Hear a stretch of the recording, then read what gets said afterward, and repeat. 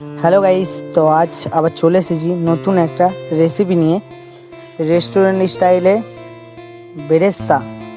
তো আমরা কিভাবে বানাচ্ছি আপনারা দেখতে থাকুন। ভিডিওটা যদি ভালো লাগে অবশ্যই একটা লাইক, একটা কমেন্ট, একটা শেয়ার, একটা সাবস্ক্রাইব করে দেবেন। আরও নতুন নতুন ভিডিও পেতে চ্যানেলটিকে ফলো করে রাখুন। তো আজকে আমরা বানাচ্ছি রেস্টুরেন্ট স্টাইলে বেরেস্তা। তো আমরা কীভাবে বানাচ্ছি আপনারা দেখতে থাকুন।